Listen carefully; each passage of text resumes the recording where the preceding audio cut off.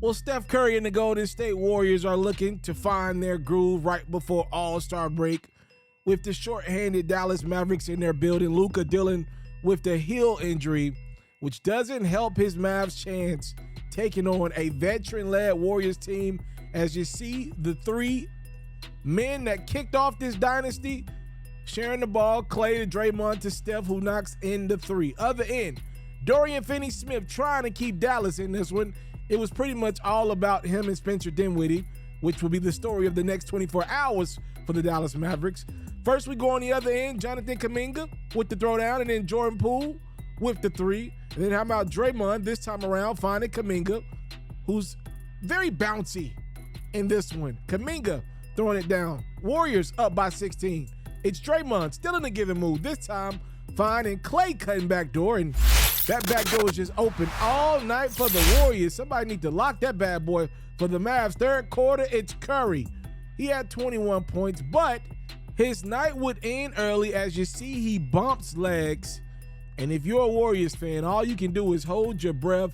The reigning finals MVP, X-ray was negative, but he's set for an MRI. And I can go ahead and tell you guys with certainty, Curry's going to miss some games.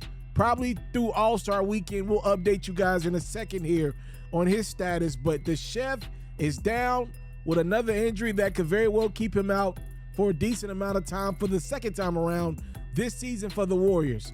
But speaking of Golden State, in this one, they finish off Dallas. As you see Poole inside to Draymond. How about Green? 17 points, 9 rebounds, and then 9 assists. That one to Klay Thompson, who knocks in the three. For Dallas, they were led in scoring by Spencer Dinwiddie, who had 25 points. The Warriors, though, get the win, 119-113.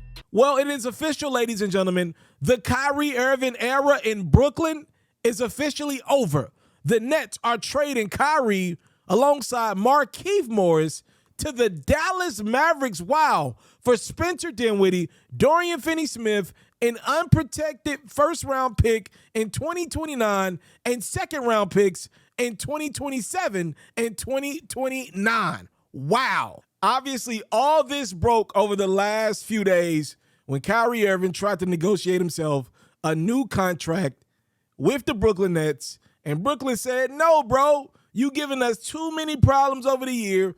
We will talk to you about a max deal after the season, but for now, we'll give you an offer, but it won't be fully maxed and it won't be 4 years like you want. So Kyrie Irving said, I'm out. And Brooklyn said, you know what? We're tired of your mess. This time around, we're trading you. That's the reality of what happened. Reportedly, Kevin Durant is shocked by Kyrie pretty much once again quitting on a team mid-season. If you're asking me, does this give the Brooklyn Nets a better chance to win a championship after trading Kyrie? The answer is no. Spencer Dinwiddie is a hooper, don't get me wrong, but if the Nets were going to go the role player route alongside Kevin Durant, the better option would have been to keep Karis LeVert years ago. His game matched up with Kevin Durant's a little better than Spencer Dinwiddie's game did. For the Brooklyn Nets, they're just saying enough is enough. They might be throwing in the towel altogether. Kyrie made it clear to them, if y'all don't give me the long-term deal that I'm looking for, I'm leaving y'all in a few months anyway.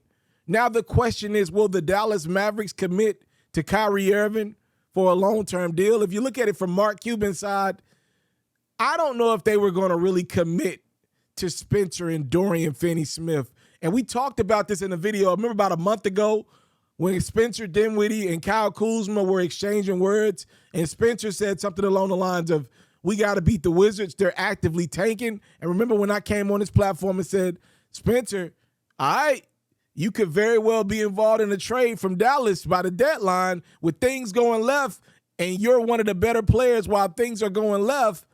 I said that then, so I'm not surprised he got traded about a month's time later. For Spencer Dinwiddie and Dorian Finney-Smith, it gives them an opportunity to get some shots up in Brooklyn. Dorian Finney-Smith apparently was the deal maker for this trade, because if you look at it up and down, the Lakers apparently offered the Brooklyn Nets Russell Westbrook in a first-round pick. I mean, it's tough going full throttle on Kyrie, because you can't. The Lakers nor the Mavs can give Kyrie the contract that he wants today. It will have to be negotiated this offseason. And with that being said, I don't know what you give a guy like Kyrie right now until he proves to you how long he's going to be committed to you. And even him saying he's committed to you, even under contract, what we've seen in the past is that ain't meant nothing. For Kyrie Irving, I will say this. He got the deal that he wanted, and I'm not mad at Kyrie for going after a new contract. He tried to use his leverage with Brooklyn, and it worked. He got a new team. He got a team that maybe would not have been interested in signing him for what he wanted straight up and down in the offseason. It at least gives Kyrie Irving about 3 to 4 months, a playoff opportunity with Luka, who will hopefully be back soon. It gives him a chance to prove to Dallas why they should give him $200 million. But for Kevin Durant and Kyrie Irving, this was an absolute failure. We'll talk about this more in a separate video. Kyrie Irving committed to go to Brooklyn with Kevin Durant, and it has done nothing but waste the time of Kevin Durant. He's been unhealthy.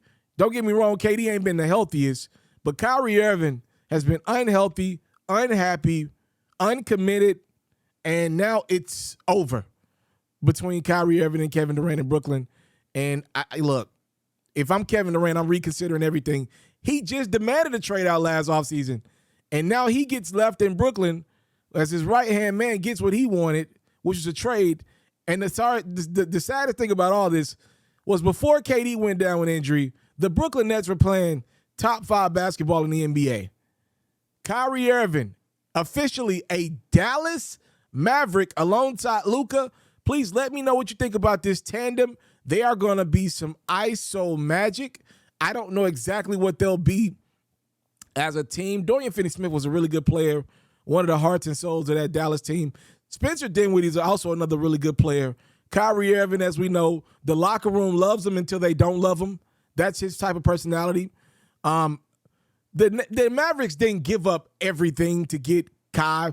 If you look at a series against the Warriors, if it were to manifest again for the Mavericks, at the end of the day, they're a lot more versatile to take on the Golden State Warriors. You now got to deal with Luka and Kyrie. So a matchup against the Warriors would make them so much more tougher this time around.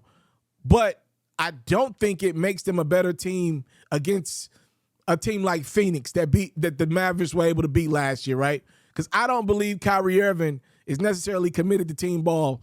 And if I'm Chris Paul, if I'm Devin Booker, I just like my chances better with Kyrie guarding me than a Spencer Dinwiddie, a taller guard who's given the Phoenix Suns fits the last time he played them.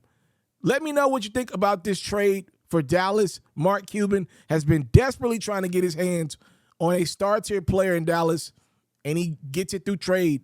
He acquires Kyrie Irving.